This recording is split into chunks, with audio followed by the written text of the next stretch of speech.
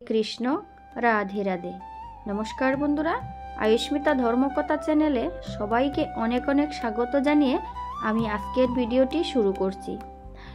তো বন্ধুরা, চৈত্র মাসের শুক্লপক্ষের একাদশীর নাম হলো কামোদা একাদশী।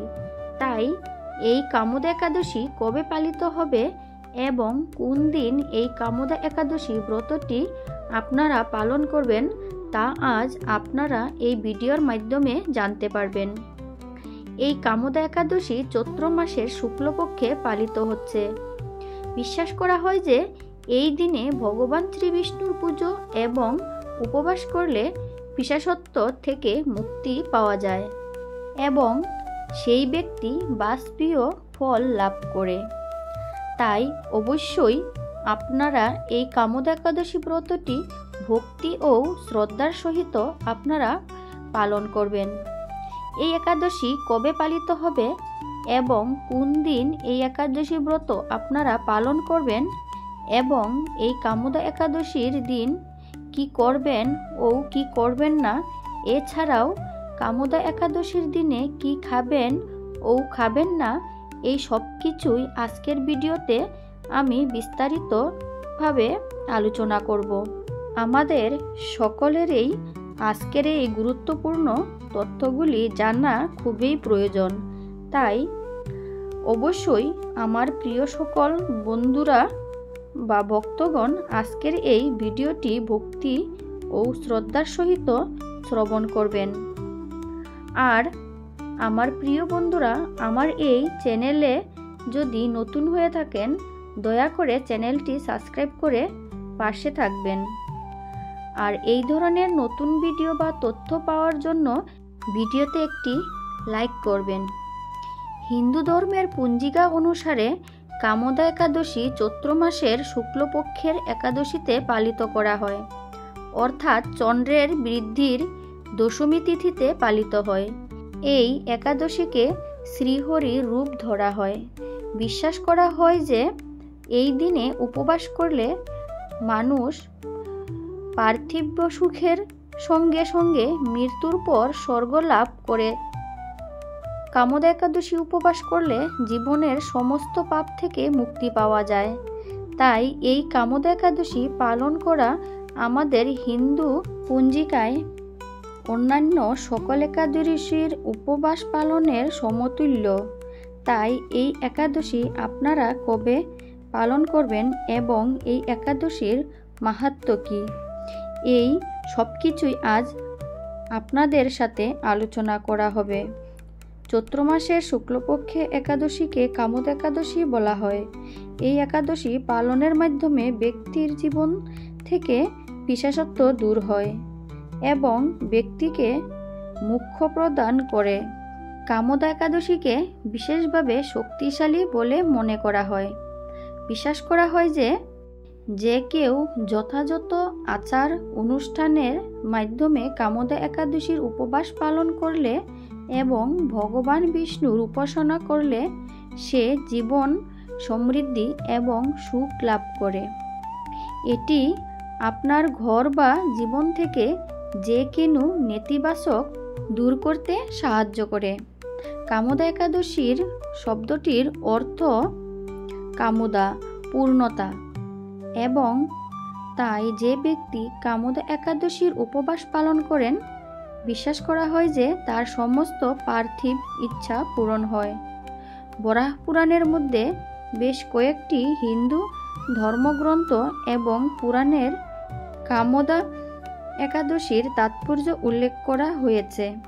এছাড়াও মহাভারতের সময় শ্রীকৃষ্ণ রাজা যুধিষ্ঠিরকে কামোদা একাদশীর গুরুত্ব এবং উপকারিতা ব্যাখ্যা করেছিলেন। বিশ্বাস করা হয় যে কামোদা একাদশী ব্রত একজনকে তাদের পুনরুদ্ধার এবং উন্নতি করতে সাহায্য করে। তাছাড়াও এটি ভক্ত এবং তাদের পরিবারকে সমস্ত অভিশাপ থেকে রক্ষা করে। এই দিনে ভক্ত যদি উপবাস করেন তবে ব্রহ্ম হত্যা সহ সমস্ত পাপ ক্ষমা করা যেতে পারে।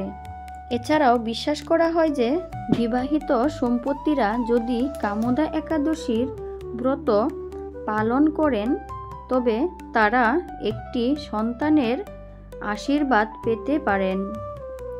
হিন্দু ধর্ম অনুসারে একাদশীর তিথি অতি পূর্ণ প্রীতি হিসাবে বিবেচিত। একাদশী ব্রত পালনের সমস্ত পাপ বিনষ্ট হয় এবং সর্ব সৌভাগ্য ও ভগবান শ্রীহরির আশীর্বাদ লাভ হয়। এই একাদশীর মাহাত্ম্য পাঠ ও শ্রবণ করলে শ্রীহরির কৃপা লাভ করা সম্ভব এবং জীবনে সৌভাগ্যর অধিকার হওয়া যায়। আমাদের সনাতন ধর্মের এই কামদা একাদশী হিন্দু দেবতা ভগবান শ্রীবিষ্ণুর আশীর্বাদ লাভের জন্য সবচেয়ে শুভ দিন বলে বিবেচনা করা হয়। তাই এই দিনে ভগবান বিষ্ণুর উপাসনা করলে জীবনে সমৃদ্ধি আসে এবং ব্যক্তির মানসিকভাবে শক্তিশালী হয়ে ওঠে। এছাড়াও যে ব্যক্তি ব্রহ্মহত্যা সহ সমস্ত পাপ থেকেও মুক্তি পায়। তাই আমাদের হিন্দু পঞ্জিকা অনুসারে মাসে দুবার একাদশী উপবাস পালন করা হয়, একবার শুক্লপক্ষে এবং আরেকবার কৃষ্ণপক্ষে। প্রতিটি একাদশী একটি অন্যান্য তাৎপর্য রয়েছে, তাই এই কামদা একাদশী সবচেয়ে গুরুত্বপূর্ণ। এই উপবাস চৈত্র মাসের শুক্লপক্ষে একাদশীতে পড়ে। বলা হয় যে এই দিনে ভগবান বিষ্ণুর উপাসনা করলে সমস্ত পাপ থেকে মুক্তি পাওয়া যায়। একাদশীতে হিন্দু দেবতা ভগবান বিষ্ণুর আশীর্বাদ লাভের জন্য সবচেয়ে শুভ দিন বলে বিবেচনা করা হয়। তাই এই আবশ্যক এই পবিত্র কামদা একাদশী পালিত করা। এই বছর কামদা একাদশী 2025 সালে পালিত হবে 25শে চৈত্রই 8ই এপ্রিল মঙ্গলবার। তাই আপনারা অবশ্যই এই মঙ্গলবার কামদা একাদশী উপবাস পালন করবেন। এই একাদশী কামদা একাদশীর তিথি শুরু হচ্ছে 7ই এপ্রিল সোমবার রাত্রি 11:09 থেকে এবং এই একাদশী তিথি থাকবে 8ই এপ্রিল মঙ্গলবার 11:19 পর্যন্ত। তাই অবশ্যই আপনারা মঙ্গলবার দিন এই কামদা একাদশীর উপবাস পালন করবেন। চলুন বন্ধুরা, আমরা এবার জেনে নিব এই কামদা একাদশীর মাহাত্ম্য কথাটি। চৈত্র মাসের শুক্লপক্ষের কামদা একাদশী ব্রত মাহাত্ম্য। বরাহ পুরাণে বর্ণিত আছে, মহারাজ যুধিষ্ঠির বললেন, হে বসুদেব, আপনি কৃপা করে আমার কাছে কামদা একাদশীর মহিমা কীর্তন করুন। শ্রীকৃষ্ণ বললেন, হে মহারাজ, এই একাদশী ব্রত সম্পর্কে এক বিচিত্র কাহিনী বর্ণনা করছি, আপনি এক মনে ও শ্রবণ করুন।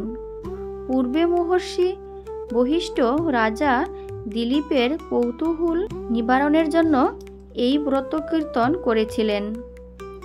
ঋষি বশিষ্ঠ বললেন, হে মহারাজ, কামদা একাদশীর তিথি পালননাশক ও পুণ্য দেয়নি। পূর্বকালে মনোরম নাগপুরে স্বর্ণ নির্মিত গৃহে বিষয়ধর নাগেরা বাস করত। তাদের রাজা ছিলেন পুণ্ডরীক গন্ধর্ব কিন্নর ও অপ্সরাদের দ্বারা তিনি সেবিত হতেন। সেই পরিমধ্যে অপর অপ্সরার শ্রেষ্ঠ ললিতা ও ললিত নামে গন্ধর্ব স্বামী স্ত্রী রূপে ঐশ্বর্যপূর্ণ এক গৃহে পরম সুখে দিন যাপন করতেন। পুণ্ডরীকের রাজসভায় ললিতা একা গান করেছিলেন। এমন সময় ললিতার কথা তার মনে পড়ল। ফলে সঙ্গীতের সব লয় তাল মনের বিপর্যয় ঘটল। কর্কট নামের এক নাগ ললিতের মনোভাব বুঝতে পারল জ্ঞানের ছন্দভঙ্গ ব্যাপারটি সে রাজার কাছে জানালো। তা শুনে সর্পস ক্রোধ ভয়ে কামতুল্য ললিতাকে সে দুর্মতি তুমি রক্ষাও হও বলে অভিশাপ দান করল। সঙ্গে সঙ্গে সেই ললিতা ভয়ঙ্কর রাক্ষস মূর্তি ধারণ করল। মুখ পর্বত গুহা তুল্য, চোখ দুটি প্রজ্বলিত আগুনের মতো, ঊর্ধ্বে 8 যোজন বিস্তৃত প্রকাণ্ড এক শরীর সে লাভ করল। ললিতের একরকম ভয়ঙ্কর রাক্ষসী শরীর দেখে ললিতা মহাদুঃখে চিন্তায় ব্যাকুল হয়ে স্বেচ্ছায় রাক্ষস ললিতা দুর্গমে বনে ভ্রমণ করতে লাগলো। ললিতা কিন্তু তার সঙ্গে ত্যাগ করল না। ললিতার নির্ভয়ভাবে মানুষ ভক্ষণ করত। এই পাপের ফলে তার মনে বিন্দুমাত্রাও শান্তি ছিল না। দুর্দশা দেখে ব্যথিত চিন্তে রুদন করতে করতে ললিতার গভীর বনের প্রবেশ করল। একদিন ললিতা বিন্দর্ভ পর্বতে উপস্থিত হলো। সেখানে ঋষি বরসিংহ মুনির শিরাশ্রমে দর্শন করে মুনির কাছে হাজির হলো। তার চরণ প্রণাম করে সেখানে দাঁড়িয়ে রইল। মুনির জিজ্ঞাসা করল, হে সুন্দরী, তুমি কার কন্যা? কি কারণেই বা এই গভীর বনে এসেছ তা বলো। ললিতা বলল, হে প্রভু, আমি বীরধ্যান গন্ধর্বের কন্যা। আমার নাম ললিতা। আমার পতির বিশেষত্ব দূর হয় এমন কোনো উপায় জানার জন্য এখানে এসেছি। তখন ঋষি বললেন, চৈত্র মাসের শুক্লপক্ষে কামদা নামে এক একাদশী আছে। তুমি সেই ব্রত যথাবিধ পালন করো। এই ব্রত পূর্ণফল তোমার স্বামীকে অর্পণ করলে তৎক্ষণাৎ তার সমস্ত পাপ বিনষ্ট হবে।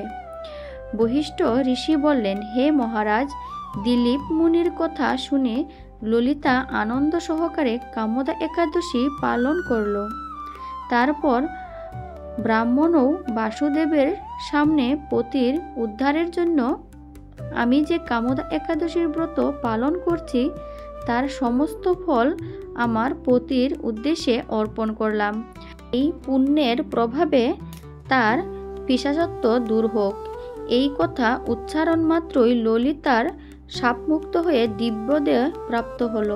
পুনরায় গন্ধর্বদেহ লাভ করে ললিতার সাথে সে মিলিত হল। তার বিমানে করে গন্ধর্বলোকে গমন করল। হে মহারাজ, যে ব্যক্তি এই ব্রত যত্ন সহকারে করে পালন করা কর্তব্য, এই ব্রত ব্রহ্মহত্যা, পাপ বিনাশক এবং পিশাচত্ব মোচনকারী।